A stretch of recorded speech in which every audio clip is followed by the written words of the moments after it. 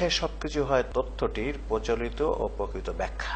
আল্লাহর ইচ্ছায় সবকিছু হয়, যেমনি নাচাও তেমনি নাচে পুতুলের কি দোষ। এই যে তথ্যটি এসছে কোরআন এবং হাদিসের যেগুলো তথ্য আছে, যার অসতর্ক ব্যাখ্যা থেকে এটা আসছে, যে আল্লাহ ওখানে বলছে, আল্লাহ বলছেন আল্লাহর ইচ্ছায় সবকিছু হয়, কথাটা লেখা আছে, কিন্তু ওখান থেকে ব্যাখ্যা হয়েছে আল্লাহর তাৎক্ষণিক ইচ্ছা সব হয়, আমাদের ইচ্ছার কোনো মূল্য নাই। তাই ওই গান রচনা হয়েছে, যেমনি নাচাও তেমনি নাচে পুতুলের কি দোষ। মুশরিকরা বলতো আল্লাহ চায় বলে তো আমরা শিরক করি, আল্লাহ না চাইলে তো করতে পারতাম না। আমরা যে বলতে চাই এখন যে না, এই ব্যাখ্যাটা ঠিক হয়নি, এই ধারণাটা ঠিক না, এবং সে কথা বললে হবে না, তথ্য প্রমাণের ভিত্তিতে বলতে হবে। চলুন আমরা দেখি এ কথার দলিল কমন সেন্স কি বলে। আমাদের একটা কমন সেন্স আল্লাহ দিয়েছে, সকলের কাছে আছে। কি বলে দেখুন, বাস্তবতা বিরুদ্ধ হওয়ার দৃষ্টিকোণ কেমন। বাস্তবে দেখা যায় মানুষের ইচ্ছা ও কর্ম প্রচেষ্টা না থাকলে কোনো কাজ সংগঠিত হয় না। আমি ইচ্ছে করে চেষ্টা না করলে কোনো কাজ হয় না। আমি বাজারে যে বাজার করে না নিয়ে, ইনকাম করে কামাই করে টাকা পয়সা নিয়ে বাজার না করে বাড়ি না নিয়ে গেলে, রান্না না করলে খাবার হয় না, তৈরি হয় না। এটা বাস্তবে আমরা দেখছি যে আমাকে ইচ্ছা করতে হয়, কর্মপ্রচেষ্টা করতে হয়, সেই কর্মপ্রচেষ্টার ফলে কিছু হয়। কাজেই আল্লাহর তাৎক্ষণিক ইচ্ছায় মানুষ ও মহাবিশ্বের সকল কিছু সংগঠিত হয়, কথাটি অবাস্তব। আমি না করলে তো হয় না, আমি দেখছি, বাস্তবে প্রতিদিন দেখছি।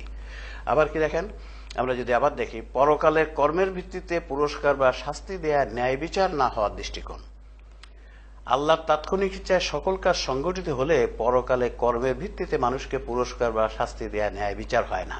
এটা খুব সহজ কথা, যে সবকিছুই যদি আল্লাহর ইচ্ছা হয়, তার আমি যদি গুনাহ করছি আল্লাহর ইচ্ছা হয়, আর সেই গুনাহ করলে আমাকে শাস্তি দেওয়া হবে, এটা তো ন্যায় বিচার হলো না।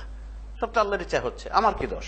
ওই যে বলে আমার কি দোষ, যেমনি নাচে তেমনি নাচি, আল্লাহর ইচ্ছা সবকিছু, ওই বিচারটা তো ন্যায় বিচার হয় না যদি আল্লাহর তাৎক্ষণিক ইচ্ছা হয়। কাজেই এর মধ্যে কিছু বিষয় আছে যেটা আমাদেরকে বুঝে নিতে হবে। তাহলে কমন সেন্স বলে যে ওই যে ব্যাখ্যা হয়েছে আল্লাহর তাৎক্ষণিক ইচ্ছায় সব হয়, এটা ঠিক না। আমি তো দেখছি আমি না করলে হয় না। এখন এটা কমন সেন্সের সিদ্ধান্ত। আমরা জানি যে কমন সেন্সের সিদ্ধান্ত হচ্ছে প্রাথমিক সিদ্ধান্ত, এটা চূড়ান্ত নয়। আমাদেরকে দেখতে হবে কোরআন কি বলছে, যদি কোরআনে না থাকে হাদিস কি বলছে, আমাদের সেটা দেখতে হবে। চলুন আমরা এখন দেখি কোরআন কি বলছে ব্যাপারে।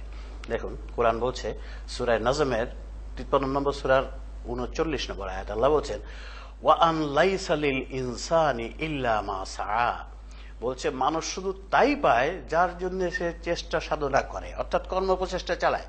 মানুষ শুধু তাই পায় যার জন্য সে চেষ্টা সাধনা করে, কর্মচেষ্টা করে, ইচ্ছা করে চেষ্টা করে। চেষ্টা না করলে আমি দেই না। পরিষ্কার বলছে আল্লাহ যে আমার ইচ্ছা না, তোমার চেষ্টা সাধনার পরে এটা হয়। এখানে বলছে আল্লাহ ওয়াকুলিল হক্কু মির রাব্বিকুম ফামান শাআ ফালইউমিন ওয়া মান শাআ ফালইয়াকফুর। বলছেন আর বলো এ সত্য তোমাদের প্রতিপালকের নিকট থেকে এসে, সুতরাং যার ইচ্ছা বিশ্বাস করুক আর যার ইচ্ছা প্রত্যাখ্যান করুক। বলছে ঈমান আনা না মানা তোমার ইচ্ছা, আমার ইচ্ছা না। আমি সত্য কথা বলে দিয়েছি, এখন তুমি ইচ্ছা করে ঈমান আনতে পারো না আনতে পারো, তোমার ইচ্ছা। তাহলে আর পরিষ্কার বলে দিচ্ছে না আমার ইচ্ছা হয় না, ঈমান আনাটা আমার ইচ্ছার উপরে নির্ভর করে না, আমি সত্য মিথ্যা বলে দিয়েছি। এরপরে দেখুন সূরা রুমের 30 নম্বর সূরা 41 নম্বর আয়াতে আল্লাহ বলছেন যাহারাল ফাসাদু ফিল বাররি ওয়াল বাহরি বিমা কাসাবাত আইদিন নাস। মানুষের কৃতকর্মের দরুন স্থলে ও সমুদ্রে বিপর্যয় ছড়িয়ে পড়ে। বলছে এই পৃথিবীতে জলে এবং স্থলে যে বিপর্যয় বিপদ আপদ তুমি দেখছো, যে সমস্ত দুর্যোগ তুমি দেখছো, তোমাদের নিজ হাতের অর্জন, এটা আমি দেই না, আমি ইচ্ছা করে দেই না, তোমাদের নিজ হাতের অর্জন। এটা পরিষ্কার কথা, একেবারে কোনো দ্বিমত করার স্কোপ নাই, কোনো দুই রকম ব্যাখ্যা করার স্কোপ নাই। আবার দেখেন এখানে বলছে 13 নম্বর সূরা 11 নম্বর আয়াত ইন্নাল্লাহা লা ইউগাইয়িরু মা বিকাউমিন হাত্তা ইউগাইয়িরু মা বিআনফুসিহিম। প্রকৃতপক্ষে আল্লাহ কোন জাতির অবস্থার পরিবর্তন করেন না যতক্ষণ না জাতির লোকেরা নিজেদের অবস্থার পরিবর্তন করে। কি অপূর্ব কথা। আল্লাহ বলছেন কোন জাতির অবস্থান আমি পরিবর্তন করি না যতক্ষণ না জাতির লোকেরা নিজেরা অবস্থার পরিবর্তন না করে। তাহলে আল্লাহর ইচ্ছা হলো কেমনে? আল্লাহ বলছে তোমাদের চেষ্টা, তোমাদের কর্মপ্রচেষ্টা, তোমার যদি তোমাদের যে অবস্থা আছে পরিবর্তন করতে চাও চেষ্টা করো, কর্মপ্রচেষ্টা চালাও, পরিবর্তন হবে, নাইলে হবে না। পরিষ্কার স্পষ্ট কথা। তাহলে আল্লাহর ইচ্ছা সবকিছু কথা তো এখানে ঠিক হলো না। তাহলে এই আয়াতে বলছে ঠিক না। আমরা যদি তাহলে দেখি যে না, তাহলে তো ঠিক হলো না। যে আমরা যে বলছিলাম কমন সেন্স বলছে যে আল্লাহর তাৎক্ষণিক ইচ্ছা সবকিছু কথাটা ঠিক না, কোরআন একই কথা বলছে যে না আমার ইচ্ছা হয় না, তোমাদের ইচ্ছা। তাহলে এরপরে আমরা যদি হাদিস দেখি, আমরা একই কথা বারবার বলি, যে কথা কোরআনে আছে সে কথা অবশ্যই হাদিসে আছে, অবশ্যই হাদিসে আছে। চলুন আমরা দেখি হাদিস। এটা হচ্ছে আল মাকতাবাতুশ শামিলা তিরমিজি হাদিস নাম্বার 2517। কি বলছেন? আনাস রাদিয়াল্লাহু তাআলা আনহু থেকে বর্ণিত, তিনি বলেন রাসূল সাল্লাল্লাহু আলাইহি ওয়াসাল্লামকে এক ব্যক্তি জিজ্ঞাসা করলো, হে আল্লাহর রাসূল, হারিয়ে না যাওয়ার ব্যাপারে আমি উটকে বেঁধে রেখে তাওয়াক্কুল করব, আল্লাহর পরে দোয়া করব, ভরসা করব, না ছেড়ে দিয়ে তাওয়াক্কুল করব? তিনি বললেন, উটকে আগে বেঁধে রাখো, তারপর তাওয়াক্কুল করো। একজন সাহাবী বললেন, ইয়া রাসূলুল্লাহ, আমার এই উটটা যাতে হারায় না যায়, এই জন্য আমরা কি করবো? উটটা কি বেঁধে রাখবো আল্লাহর কাছে, বেঁধে রেখে আল্লাহর কাছে দোয়া করবো আল্লাহ আমার উটটা যেন হারায় না যায়, অথবা উটটা ছেড়ে রেখে দোয়া করবো উটটা যেন হারায় না যায়? নবী করিম সাল্লাল্লাহু আলাইহি ওয়াসাল্লাম বললেন, আগে উটটা বাঁধবা ভালো করে, তারপরে দোয়া করবা। কত সুন্দর কথা! তুমি এমনি চাইবে আল্লাহর কাছে হবে না, আগে তোমার উটটা বাঁধতে হবে, তারপরে দোয়া করবা। তাহলে দেখেন, এখানে বলে দিল আল্লাহর ইচ্ছা হয় না, তোমার আগে কর্ম প্রচেষ্টা লাগবে। উট না হারানোর জন্য আগে উটটা বাঁধতে হবে ভালো করে, তারপরে দোয়া করতে হবে। তাহলে নবী করিম ঠিক বলছেন, না, আগে তোমার কর্ম করতে হবে, আল্লাহ সব করে দিবেন তা না। আবার দেখুন, এখানে বলছে মুসলিম শরীফ হাদিস নম্বর 21, হযরত জাবের ইবনে আব্দুল্লাহ রাদিয়াল্লাহু বলেন, রাসূল সাল্লাল্লাহু আলাইহি ওয়াসাল্লাম বলেছেন, সকল রোগের চিকিৎসা আছে, যখন সঠিক ঔষধ রোগের জন্য প্রয়োগ করা হয় তখন রোগী আল্লাহর ইচ্ছা সেরে ওঠে। বলছে যে সব রোগের চিকিৎসা আছে। আমরা অনেক সময় বলি, আমাদের রোগীরা এসে বলে, স্যার আর এই কঠিন অপারেশন, এই কঠিন, সব তো আল্লাহ ঠিক করে রাখছে। নবী করিম সাল্লাল্লাহু আলাইহি ওয়াসাল্লাম কি বলছেন? যে সব রোগের চিকিৎসা আছে, সঠিক ডায়াগনোসিস করে সঠিক ওষুধ যদি ডাক্তার দিতে পারে, রোগ ভালো হয়ে যাবে। তাহলে আল্লাহর ইচ্ছা হয় না? এখানে মানুষের ইচ্ছা কর্মপ্রচেষ্টার বিরাট ভূমিকা আছে। তাহলে নবী সাল্লাল্লাহু এখানেও বলে দিলেন যে না, সব আল্লাহর ইচ্ছার কথা ঠিক না, তোমার ইচ্ছা ও কর্মপ্রচেষ্টার বিরাট ভূমিকা রয়েছে, বিরাট ভূমিকা রয়েছে। তাহলে এ ধরনের আরো আয়াত হাদিস আছে যার সরল অর্থ হলো, মানুষের ইচ্ছা ও কর্ম প্রচেষ্টা ছাড়া কোনো ঘটনা দুর্ঘটনা সংঘটিত হয় না। পরিষ্কার এগুলো। তাহলে আমরা যে প্রথম যে আয়াতগুলো দেখেছিলাম, যেখানে সরল অর্থ ছিল আল্লাহর ইচ্ছা হয়, ব্যাখ্যা করে আমরা নিয়ে গেছি যে আল্লাহর তাৎক্ষণিক ইচ্ছা হয় কথাটা, তাহলে বোঝা গেল যে ঠিক না। তাহলে এখন আমাদের কি করতে হবে? তাহলে কি করতে হবে? করতে যেটা হবে, আপাত বিরোধী আয়াত দেখতে পাচ্ছে। কিছু আয়াতে বলছে আল্লাহর ইচ্ছা হয়, কিছু আয়াতে বলছে না তোমার ইচ্ছা, তোমাদের ইচ্ছা হয়, আমার ইচ্ছা না। করতে হবে কি? করতে যেটা হবে, সমাধানের সূত্রটা কি? সূত্র হচ্ছে এটি। আল্লাহ রাব্বুল আলামিন বলছেন 4 নম্বর সূরার 82 নম্বর আয়াতে, ওয়ালাউ কানা মিন ইনদি গায়রিল্লাহি লাওয়াজাদু ফীহি ইখতিলাফান কাসীরা। কোরআন যদি আল্লাহ ব্যতীত অন্য কোন সত্তার নিকট থেকে আসতো, তবে এতে অনেক পরস্পর বিরোধী বক্তব্য পাওয়া যেত। অর্থাৎ আল্লাহ এখানে বলে দিলেন যে কোরআনে পরস্পর বিরোধী কোনো কথা নেই। কোরআনের আয়াতের তাফসীর করার সব থেকে বড় নীতি হচ্ছে এটি, সব থেকে বড় উসুল হচ্ছে এটি, যে কোরআনে পরস্পর বিরোধী কোনো কথা নাই। পরস্পর বিরোধী কথা কে বলে? এক হচ্ছে দুষ্ট মানুষ, আজকে নিজের স্বার্থে এক কথা বলছে, কালকে নিজের স্বার্থে উল্টা করে বলছে। আর এক হচ্ছে যে ভুলে যায়, আজকে একটা কথা বলছে, 10 বছর পরে ভুলে গেছে, উল্টা কথা বলছে। আর এক হচ্ছে যার জ্ঞানের অভাব, যার জ্ঞান কম আছে, সে আজকে এক কথা বলে, 10 বছর পরে অন্য কথা বলে। কিন্তু আল্লাহ তো দুটার তিনটার কোনোটি নাই। কাজে কোরআনে কোনো পরস্পর বিরোধী কোনো কথা নাই। এটি হচ্ছে মূল সূত্র।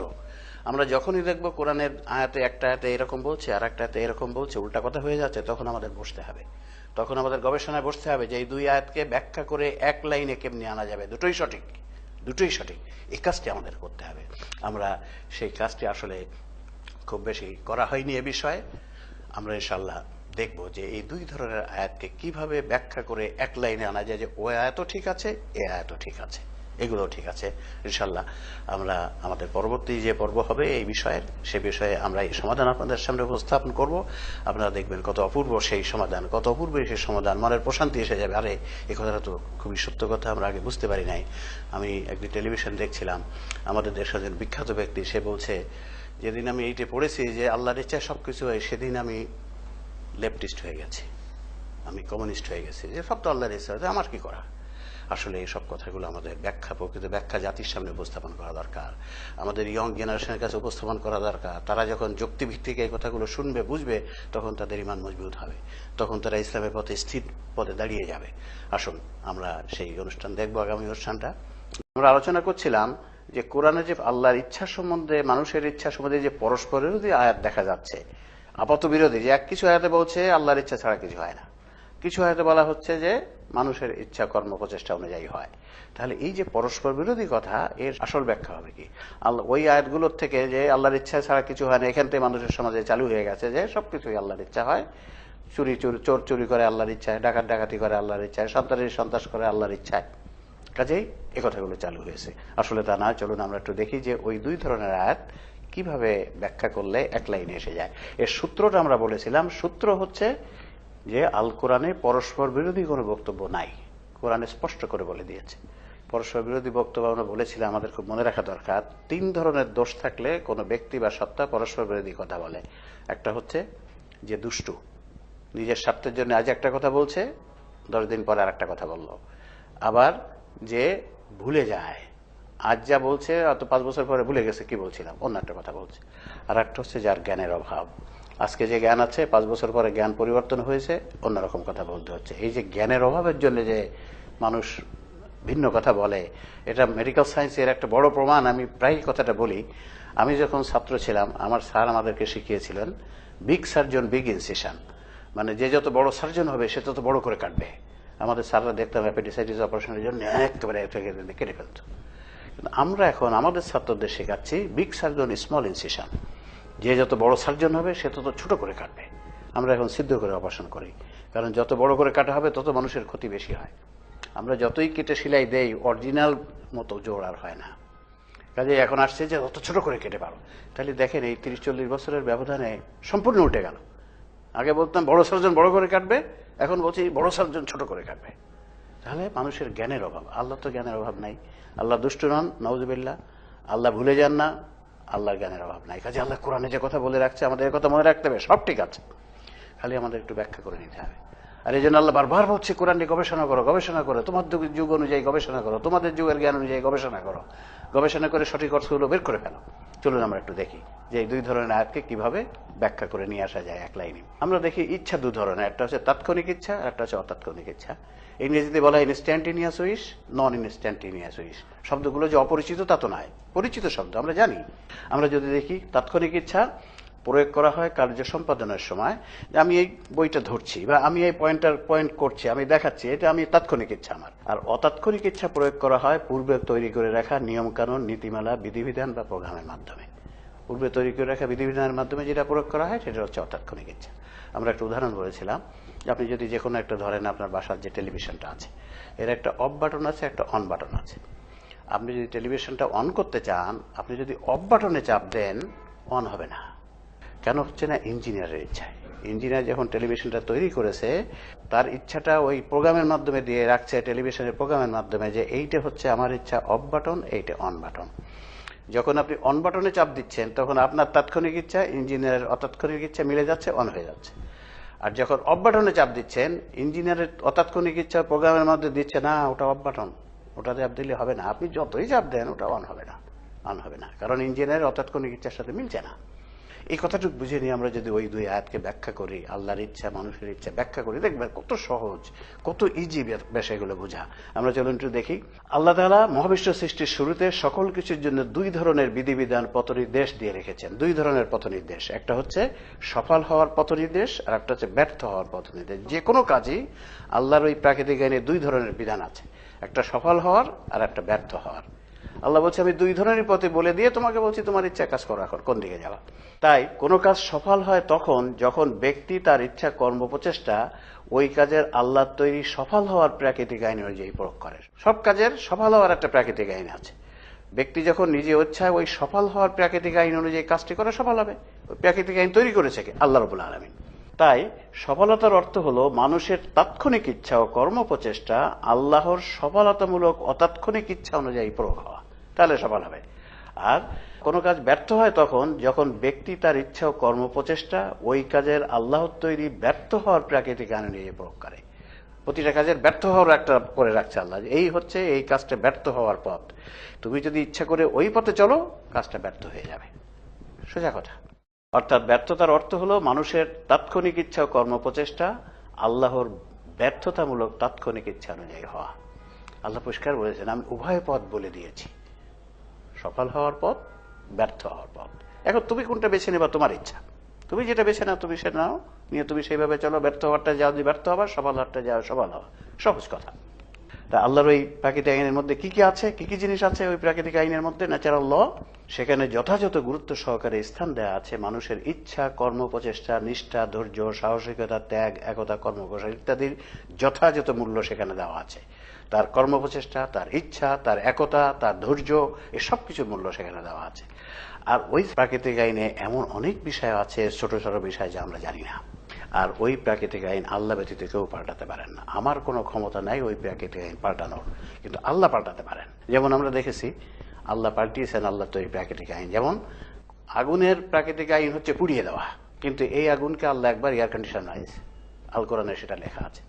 ইব্রাহিম আলাইহিস সালামকে যখন ফিরআউন আগুনে ফেলে দিল, ইব্রাহিম আলাইহিস সালাম হাসে, আমি জানি ও আগুনের প্রাকৃতিক আইন আল্লাহ, রিমোট কন্ট্রোল আল্লাহর কাছে। আল্লাহ রিমোট কন্ট্রোলে চাপ দিবে, আগুন এয়ার কন্ডিশন হয়ে যাবে, তোমরা যেখানে ফেলো। যখন আগুনে ফেলে দেওয়া হলো, আল্লাহ বললেন ইয়া নারু কুনি বারদুন ওয়া সালামুন আলা ইব্রাহিম, ওই আগুনটি তুমি আমার ইব্রাহিমের জন্য শান্তিদায়ক ঠান্ডা হয়ে যাও। তাহলে ওই প্রাকৃতিক আইন পরিবর্তনের ক্ষমতা আল্লাহর আছে, এটা আমাদের বিশ্বাস করতে হবে। আর এই জন্যই আল্লাহর কাছে দোয়া করতে হবে, আমি সঠিক পদ্ধতি অনুযায়ী কাজ করব, সাথে সাথে আল্লাহর কাছে দোয়া করবো, আল্লাহ রাব্বুল আলামিন আমি করেছি, কিন্তু এর মধ্যে তো ভুল ত্রুটি থাকতে পারে, কাজেই আমি দোয়া করছি, আমি চেষ্টা করেছি আমার সাধ্য মতো, তুমি এটাকে সফল করে দিও। এই দোয়াটা আমাদেরকে করতে হবে। সাথে সাথে আমরা চেষ্টা করলেই যে সব হয়ে যায় তা না, আমাদের আল্লাহর প্রাকৃতিক বিধান অনুযায়ী চেষ্টাটি করতে হবে, সাথে সাথে আল্লাহর কাছে দোয়া করতে হবে।